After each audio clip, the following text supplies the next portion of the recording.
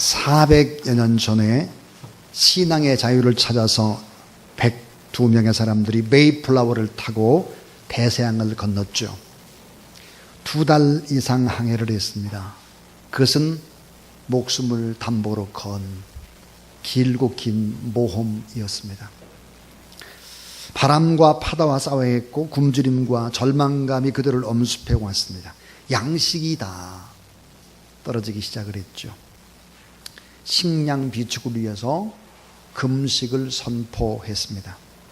그들은 금식의 날이라는 이름 대신에 감사의 날이라고 그날의 이름을 줬습니다. 금식의 날이 아니라 감사의 날이었습니다.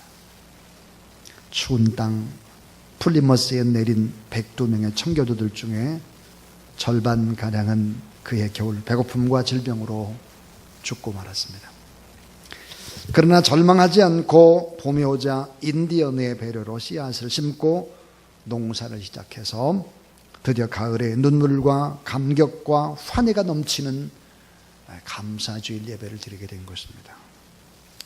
이 풍요로운 미국, 힘이 있는 미국의 기반을 둔 것은 다름이 아니라 감사의 신앙 그 자체입니다. 감사의 신앙. 그래서 그들은 Thank you, 감사하고 God bless you, 하나님이 당신에게 축복해 주기를 원합니다. 늘 헤어질 때 이런 인사를 하게 되죠. 자, 여러분 오늘은 점심 식사가 없습니다. 대신에 다음 퀴즈를 마치게 되면 맛있는 떡을 선물로 드리겠습니다. 자, 에덴 동산은 행복 동산이다, 낙원이다 그랬는데 죄로 타락하기 이전에는 완전한 사랑과 완전한 축복을 누리는 동산이었습니다. 왜 에덴이 낙원이 되어졌을까 하는 거예요. 왜 에덴이 낙원이 됐을까? 아마 여자들은 이 퀴즈를 잘 맞힐 것 같습니다. 자, 왜 에덴이 낙원이었을까? 이 에덴 동산에는 시어머니가 없기 때문이다 그래요. 하와에게 에덴 동산에 시어머니가 없기 때문에 이게 낙원이었다는 거예요. 한국의 우리 며느리들이 아마 이런 추석이 되거나 또 설이 되면은 시어머니 때문에 아마 엄청난 스트레스를 받지 않을까. 또 교통 문제, 또 물질적인 부분의 문제, 또 시달리는 문제들이 많이 있겠죠. 옛날부터 시어머니와 며느리의 갈등, 이 고부간의 불화 때문에 참 가정이 잘못되는 경우들이 너무 많은데, 올해는 여러분 시어머니를 만나도 좀 감사하고, 아까 우리 임충년 장로님 기도한 대로 내가 선교사로 잠시 파송받았다, 그런 마음으로 잘 섬기는 그런 여러분 되길 주의 이름으로 축원합니다. 고린도전서 13장을 인용한 며느리전서 13장을 소개합니다. 내가 시어머니에게 애교 있는 말로 안부 전화를 할지라도 사랑이 없으면 울리는 꽹거리가 되고, 내가 세상 지식과 지혜로 교회의 집사가 되었을지라도 시어머니에 대한 사랑이 없으면 아무것도 아니에요. 내가 내게 있는 재물로 시어머니에게 용돈을 드린다고 할지라도 그 속에 사랑이 없으면 아무 유익이 없느니라. 사랑은 시어머니가 무리한 요구를 할지라도 참고, 시어머니가 심한 말을 할지라도 온유하며, 남편이 시어머니 앞에서 재롱을 부려도 투기하지 아니하며, 사랑은 시어머니 앞에서 교만하지 않으며 시어머니에게 무례히 행치 아니하며, 사랑은 화가 목구멍까지 치밀러 올라와도 참으며, 가사가 힘겨울지라도 끝까지 견디어 내느니라. 며느리들 가운데 아멘 하는 사람이 아무도 없네. 이 아멘을 해야 되는데 며느리들이. 사랑하는 여러분, 2018년도에 이 가을은 참 풍요로운 가을, 여러분의 삶에도 이런 풍성한 행복이 넘치게 되기를 주의 이름으로 축원합니다. 자, 탐스런 열매를 누구나 다 원하는데 나무가 너무 무성할 때 노련하고 경험 많은 농부는 나뭇가지를 군데군데 꺾습니다. 심지어 뿌리를 군데군데 자르기도 하죠. 무성한 잎들이 점점점 더 자라게 되면 열매를 아름답게 맺지 못하기 때문입니다. 그래서 여러 방법을 동원해서 고난을 주는 것입니다. 고난. 자, 성경은 말씀합니다. 우리 주님은 아주 놀랍고 또 훌륭한 농부입니다. 농부. 우리는 포도원에 심겨진 나무들이죠. 하나님은 알고 계십니다. 열매 맺는 방법을 알고 있습니다. 어떻게 해야 열매다운 열매를 맺을 수 있겠나? 풍성한 열매는 어떻게 하면 맺어줄 수 있겠나? 하나님은 너무 잘 알죠. 그래서 어떤 때는 가지를 꺾기도 하고 뿌리를 잘라서 세상으로 뻗어가려는 우리를 통제하시는 것입니다. 때로 고난이 주어지는 것이죠. 자, 그래서 우리는 기억해야 합니다. 예수 그리스도를 나의 주, 나의 하나님으로 믿고 난 그 다음에 만나는 모든 고난은 축복이라는 사실 여러분 믿으시기 바랍니다. 의미 있고 가치 있는 거야. 다. 삶의 고난이라는 것이 다 의미 있고 가치 있는 것이다 하는 거예요. 여러분 벼농사를 잘 짓는 노련한 농부는 벽꽃이 패이기 전에 논바닥에 물을 다 빼버립니다. 논바닥이 짝짝짝 갈라지도록 하는 거죠. 자, 물을 대주질 않아요. 그리고 이제 벽꽃 피기 전 한 일주일 전에 물을 대기 시작을 합니다. 그래야 꽃이 피고 실하게 벼에 나달이 익어가고 자, 풍년을 거두게 되는 것이죠. 그러니까 논바닥에 만약에 물을 계속 이렇게 가두고 있게 되면 나중에 벼가 바람이 불면 다 쓰러지게 되는 것이죠. 그래서 바닥이 쩍쩍 갈라지도록 할 때까지 물을 주지를 않는 것입니다. 란도 마찬가지예요. 란. 어제 교회 란을 우리 목회자들하고 정리를 했습니다. 이 란을 물을 잘 안 주는 것도 문제지만 물을 많이 주게 되면은 나중에는 어때요? 이게 뿌리가 썩게 되고 그리고 웃자라게 되죠. 그래서 란의 아름다운 꽃과 향기는 볼 수 없습니다. 우리는 기억해야 합니다. 때로는 하나님께서 우리의 고난을 주고 어려움을 줄 그때도 역시 하나님 앞에 감사하며 나가는 그런 여러분 될 수 있기를 주님의 이름으로 축원합니다. 자, 여러분 감사는 누구나 못합니다. 누구나. 말틴 루터가 이런 말을 했습니다. 동물의 세계에는 감사의 응답이 없으며 마귀의 세계에는 감사가 없으며 미성숙한 사람은 감사할 수가 없다 그랬습니다. 불신자는 고난이 올 때 감사할 수 없습니다. 오늘 우리는 어때요? 고난이 올 때도 하나님 앞에 감사하는 그런 여러분 될 수 있기를 주의 이름으로 축원합니다. 자, 우리가 하나님 앞에서 어떻게 감사를 해야 될까? 이거를 알기 위해서 첫 번째 생각해 봐야 될 것은 왜 감사해야 될까요? 왜입니다. 왜 감사를 해야 할까 하는 것입니다. 자, 그 하나가 받은 은혜가 너무 크기 때문입니다. 받은 은혜가 너무 크기 때문에 감사해야 된다. 자, 우리는 마귀의 종이었는데 우리가 하나님의 자녀가 되었습니다. 죽어서도 영원한 천국을 소유하게 됐죠. 결국은 우리는 잘되고 잘될 미래고 우리는 뭐예요? 할렐루야 팔자고 결국은 다 아름답게 처음보다 나중에 더 찬란하게 될 수밖에 없죠. 하나님의 놀라운 사랑과 예수 그리스도의 한없는 은혜와 성령의 도우심으로 구원받은 백성이 되었죠. 그래서 참 용서와 참 평안과 참 기쁨을 소유하게 되는 것입니다. 찬송가 가운데 여러분 잘 아는 찬송, 지금까지 지내온 것 주의 크신 은혜라 한이 없는 주의 사랑 어찌기로 말하랴. 2절은 이렇게 되어 있어요. 몸도 맘도 연약하나 새 힘받아 살았는데, 여러분 따라하세요.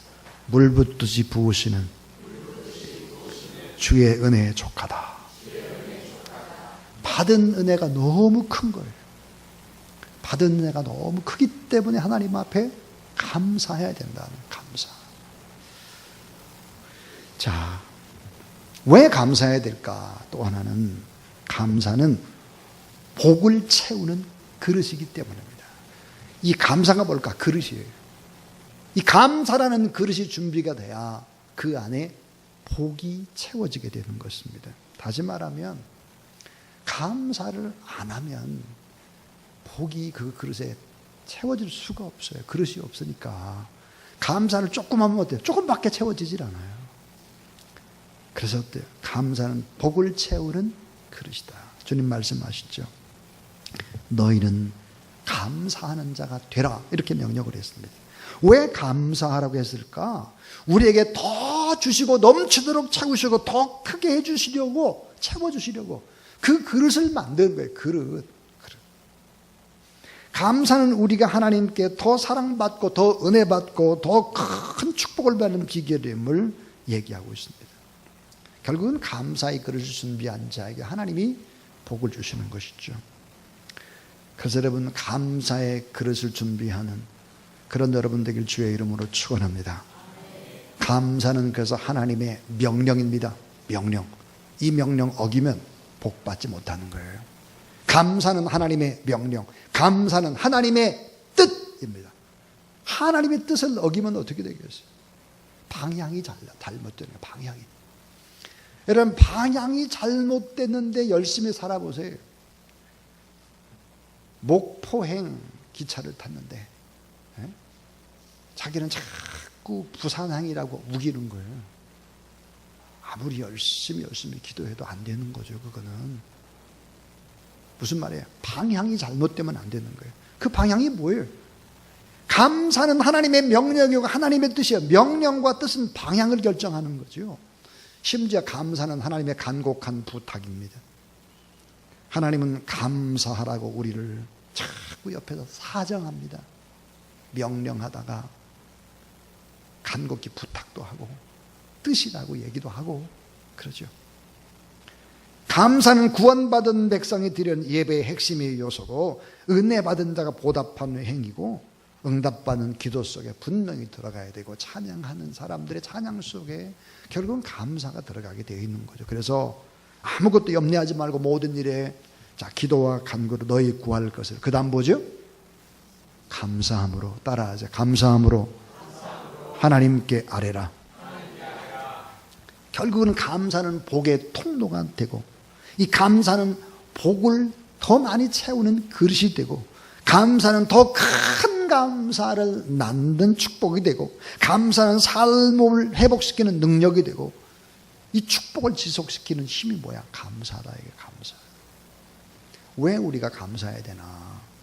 여러분 따라하죠. 감사는 기적을 일으키는 능력입니다. 왜 오늘 우리의 현장이 메말를까? 왜 기적을 맛보지 못할까? 왜 가물었을까? 왜 점점 어려울까? 그건 뭘까? 감사가 말라붙었기 때문입니다. 감사가 말라붙어 버렸어요. 삶의 현장 속에 가난의 현장, 죽음의 현장, 고난의 현장, 질병의 현장 속에 우리가 하나님 앞에 돼요. 감사해야 돼요. 감사하게 되면 그 현장에 기적이 일어날 수 있음을 믿으시길 바랍니다. 요한복음 6장 5절부터 보니까 벳세다의 광야에서 물고기 2마리와 보리떡 5개를 가지고 허긴 배를 참 움켜쥐고 있는 돌아갈 집도 없는 사람들에게 기적을 일으킵니다. 근데 기적이 어떻게 일으켰을까? 한 소년의 한 끼 양식밖에 되지 않는 오병이요 작은 도시락 하나였습니다. 근데 어떻게 됐을까? 감사 기도입니다. 감사 기도. 감사해야 된다. 감사. 자, 요한복음 7장에 보니까 죽은 지 나흘이 돼서 썩어가고 있는 시체를 보고 눈물을 흘리고 있는 죽음의 현장 속에서 주님은 어때요? 감사의 능력을 보여줍니다. 요한복음 11장 41절에서 예수께서 눈을 들어 우러러보시고 가라사대 따라하세요. 아버지요, 내 말을 들으신 것을 감사하나이다. 죽어서 썩어서 냄새가 나는 시체 앞에서 감사하고 있습니다. 사도행전 27장에 여러분 잘 아는 대로 유로굴로라는 광풍을 만났습니다. 해와 달이 전혀 보이지를 않아요. 자, 276명의 살 가망이 없어서 모든 것들 다 버리고 난리를 치고 있습니다. 근데 폭풍 치는 갑판 위에서 딱 한 사람이 이렇게 기도하고 있습니다. 하나님 감사합니다. 하나님, 저는 하나님의 말씀 그대로 믿습니다. 머리카락 하나까지도 주님이 안전하게 지켜주실 것을 믿습니다. 그리고 다른 사람들을 다 격려합니다. 그리고 하나님 앞에 감사하는 것이죠. 감사. 놀랍게도 바울은 276명이 다 주목해서 보고 있을 때 갑판에서 하늘을 향해서 하나님 앞에 감사했다 그래요. 자, 빌립보의 감옥 속에 갇혔을 때도 감사하죠. 그러니까 감사가 있는 곳에는 더 이상 광야가 아니에요. 감사가 있는 곳은 더 이상 옥이 아니에요. 감사가 있는 곳은 더 이상 죽음이 아니에요. 사랑하는 여러분, 이 죽음과 절망 속에서도 감사가 있다면 새 생명의 풍성한 역사가 일어날 수 있다는 사실을 여러분 믿으시기를 바랍니다. 감사는 그런 거예요. 자, 감사는 기적을 일으켜요. 감사는 복을 채우는 그릇이에요. 감사는 받은 은혜가 크기 때문에 우리가 해야 되는 거 하나님의 뜻이고 명령이에요. 이래서 감사하는 거예요. 이래서 얼마 전에 검은 대륙 아프리카에서 작은 종 이점용 편지가 왔습니다. 제가 아주 존경하는 목사님입니다. 자, 편지글의 시작은 이러했습니다. 만나고픈 김만배 목사님 평안하시지요? 이렇게 시작이 됐는데 이분이 누굴까? 이점용. 제가 참 좋아하고 존경하는 목사님이신데 이분이 좋은 직장을 포기합니다. 뒤늦게 신학을 하셨죠. 지금의 나이는 75세입니다. 자, 신대원을 졸업하고 맨 처음 임지가 어디로 갔느냐? 강원도 태백 장성 탄광으로 갔습니다. 이 탄광 쪽에서 막장에서 탄을 캐며 탄가루를 먹어가지고 폐가 굳어져 버린 진폐증, 규폐증이라고 하죠. 이 환자를 돌보는 목회를 했습니다. 저도 이곳에 몇 번 가봤습니다. 자, 이 장성 탄광에서 일을 할 때 그곳에서 사람들에게 복음을 전가할 때 이곳에서 아들 둘을 얻었습니다. 자, 어떻게 아들 둘을 얻었을까? 규폐증 남편을 버리고 떠난 부인, 아이들만 남겨놓고 간 불쌍한 아이들을 자신의 아이로 입양하러 받아들였습니다. 그래서 직접 낳은 아이들 3명과 탄광촌에서 생긴 아들 2명, 그래서 이 5명을 자녀로 키웠습니다.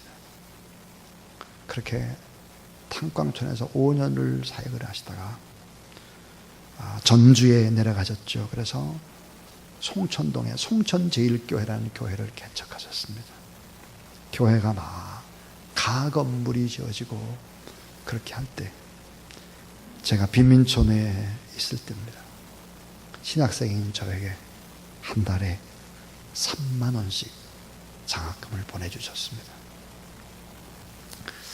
큰 은혜와 사랑을 받았습니다. 한 달에 3만 원. 목사님은 송천제일교회를 크게 부흥을 시키고 그리고 결국은 일찍 조기 은퇴를 하시고 아프리카 선교사로 떠났습니다. 편히 쉬고 남은 인생도 참 안정적으로 사실 수 있는 그분인데 그분은 남아프리카 공화국 더반이라는 곳에서 에이즈 고아들을 돌보는 사역을 합니다. 에이즈. 자, 그 에이즈 고아들을 돌보는 사역을 하면서 남아공에서 또 이런 일을 하셨습니다. 남자아이 1명, 여자아이 5명, 6명을 또 입양을 했습니다. 인종 간의 갈등, 총칼이 난무하는 땅, 휘발유를 뿌리고 이주 노동자들을 바로 불 지르고 태워 죽이는 현장. 이주 노동자를 외면할 수 없어서 혼자 빵을 500봉지를 만들어가지고 현장을 가서 복음을 전거하고 그리고 돌아와서 밤에 저에게 편지를 쓴 것입니다. 참 이런 분도 계십니다. 아주 가까이. 꽤 오래전에 저희 교회도 들렸습니다. 그래서 남아프리카 공화국 가운데 빈민들이 살고 있는 더반이라고 하는 곳에서 사역한 얘기를 해주셨습니다. 우리가 하나님 앞에 얼마나 감사하고 살아가나, 내가 이렇게 살아도 될까 곰곰이 한번 생각해 보시기를 바랍니다. 두 번째 이야기입니다. 첫 번째가 왜 감사해야 하느냐 얘기를 하면, 두 번째는 누구에게 감사해야 하나, 누구입니다. 후입니다. 누구에게 감사해야 될까? 당연히 창조주 하나님께 감사를 드려야 합니다. 창조주 하나님. 자, 창조주 하나님께 감사를 드릴 뿐만 아니라 또 하나는 부모님과 가족들에게 감사를 해야 합니다. 디모데전서 5장 8절에 보니까 이렇게 말씀합니다. 누구든지 자기 친족, 특히 자기 가족을 돌보지 아니하면, 따라하세요, 믿음을 배반한 자요, 불신자보다 더 악한 자니라. 믿음을 배반한 자라는 거예요. 부모라든지 가족들에게 감사하지 않는 사람들, 불신자보다 훨씬 더 악하다 그랬습니다. 여러분에게 한번 묻고 싶습니다. 여러분 어머니에게, 또 동생들에게, 형 누나에게, 가족들에게 감사하다고 하는 내용의 전화, 편지 언제 쓰셨습니까? 어젯밤에 했습니까? 자, 사랑하는 여러분, 힘들고 지쳐 낙심할 수밖에 없는 상황이 우리 가운데 연속이고, 지친 몸으로 또 물먹은 빨래처럼 몸은 축축 늘어지고 하나님 앞에 예배드리기도 힘들 그런 몸을 이끌고 이 예배당에 나오는 분들도 있을 것입니다. 그럼에도 불구하고 여러분, 하나님 앞에 감사할 뿐만 아니라 부모님께 감사하고 가족들에도 감사하는 그런 여러분이 될 수 있기를 주의 이름으로 축원합니다. 또 하나 감사드려야 될 곳이 있죠. 뭘까요? 교회와 성도들에게 감사해야 합니다. 교회와 성도들에게 감사해야 합니다. 왜 교회와 성도들에게 감사해야 될까? 켈빈은 이런 말을 했습니다. 교회는 제2의 모태, 엄마의 뱃속과 같다 그랬습니다. 그러니까 교회는 사람이 만들어지는 곳입니다.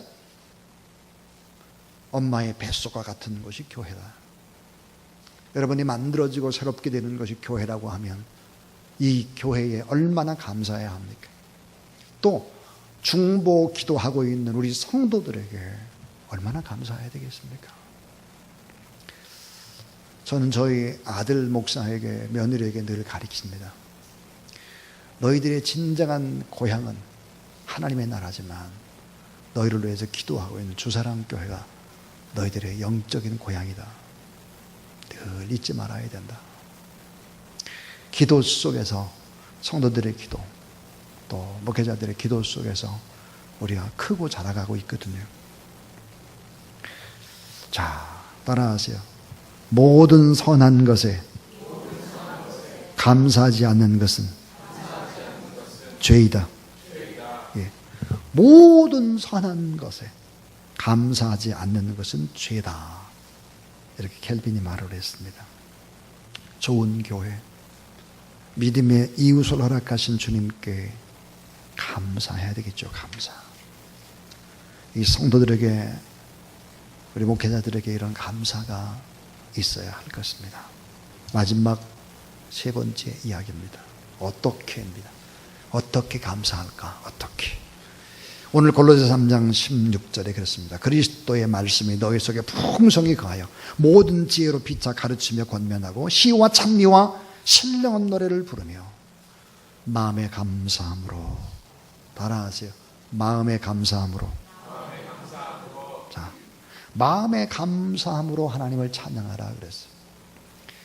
감사를 어떻게 해야 될까? 첫 번째 이야기는 어때요?